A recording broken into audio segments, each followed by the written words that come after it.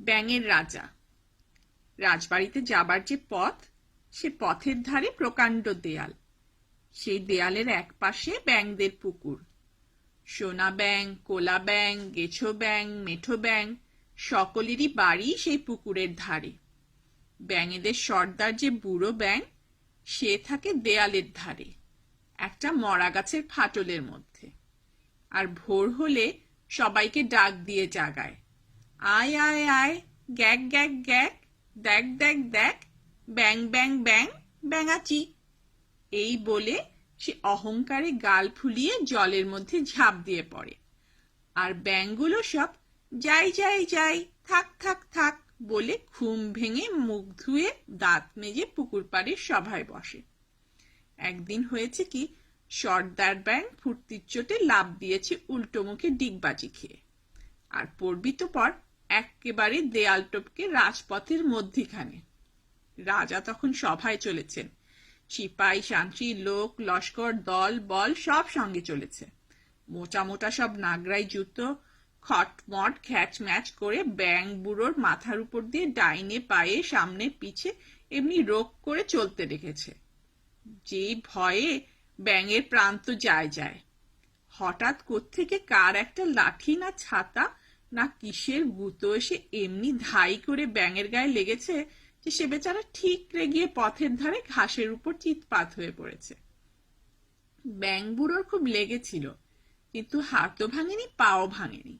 সে আস্তে আস্তে উঠে বসলো, আর চারদিকে তাকিয়ে দেয়ালের গায়ে একটা ফাটল দেখে তাড়াতাড়ি তার মধ্যে ঢুকে পড়ল। সেখান থেকে খুব সাবধানে মুখ বার করে সে চেয়ে দেখল, মাথায় মুকুট, রঙিন পোশাক রাজা আলো ঝলমল চতুর্দোলায় চড়ে সভায় যাচ্ছেন। লোকেরা সব রাজা রাজা বলে নমস্কার করছে, নাচছে, গাইছে আর ছুটোছুটি করছে। আর রাজামশাই চতুর্দলায় বসে খুশি হয়ে এর দিকে তাকাচ্ছেন, ওর দিকে তাকাচ্ছেন আর কেবলই হাসছেন। তাই দেখে ব্যাঙের বড় ভালো লাগলো।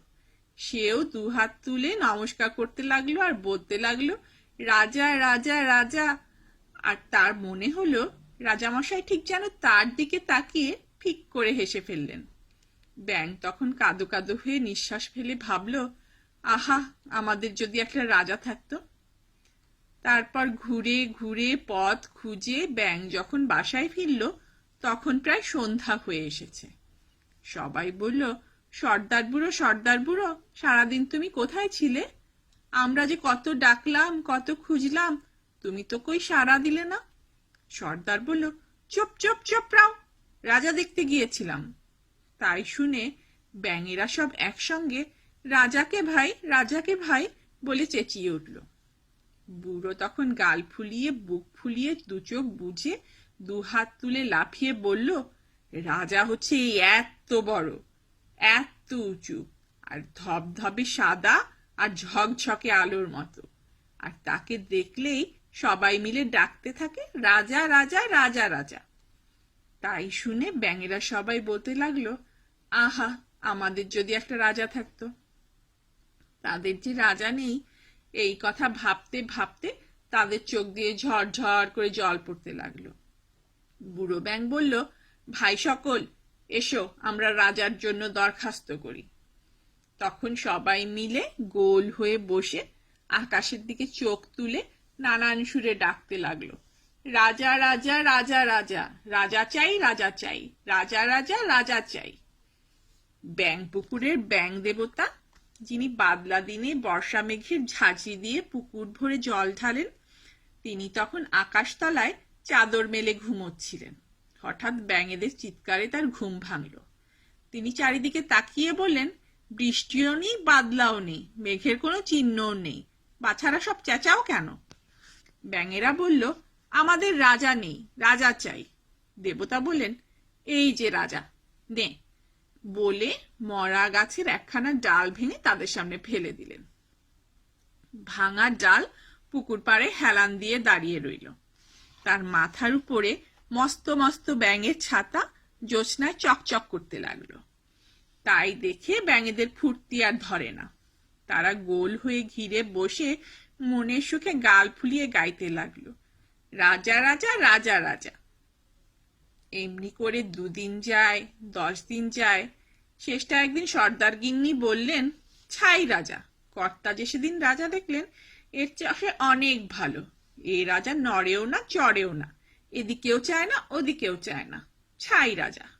তাই শুনে সবাই বলল, ছাই রাজা, ছাই রাজা, নড়েও না চড়েও না, দেখেও না শোনেও না, ছাই রাজা। তখন আবার বুড়ো ব্যাঙ গাছের উপর চড়ে বসলো।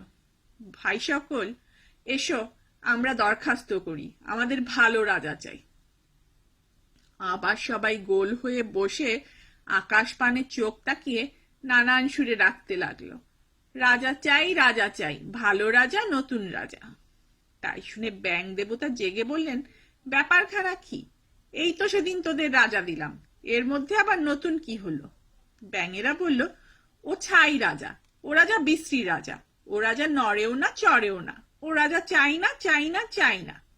ব্যাঙ দেবতা বললেন, থাম তোরা থাম, নতুন রাজা দিচ্ছি। এই বলে একটা বককে সেই পুকুরের ধারে নামিয়ে দিয়ে তিনি বললেন, এই নে তোদের নতুন রাজা। তাই না দেখে ব্যাঙেরা সব অবাক হয়ে বলতে লাগলো, বাপরে বাপ, কি প্রকাণ্ড রাজা, চকচকে ঝকঝকে ধবধবে সাদা, ভালো রাজা, সুন্দর রাজা, রাজা রাজা রাজা রাজা।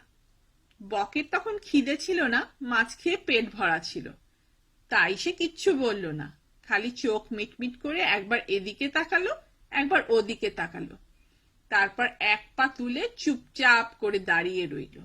তাই দেখে ব্যাঙেদের উৎসাহ আর ধরে না, তারা প্রাণ খুলে গলা ছেড়ে গাইতে লাগলো, সকাল গেল, দুপুর গেল, বিকেল হলো, সন্ধ্যা হলো, তারপর ঘুটঘুটে অন্ধকার রাত্রি এলো, তখন ব্যাঙেদের গান গাওয়া বন্ধ হলো। তার পরের দিন সকালবেলায় উঠে যেমনি তারা গান ধরেছে, অমনি বক রাজা এসে একটা গোবদা মতন মোটা ব্যাঙকে টপাস করে মুখের মধ্যে পুড়ে দিয়েছে। তাই দেখে ব্যাঙেরা সব হঠাৎ কেমন মুষড়ে গেল, তাদের রাজা রাজার গান একেবারে 5 সুর নেমে গেল।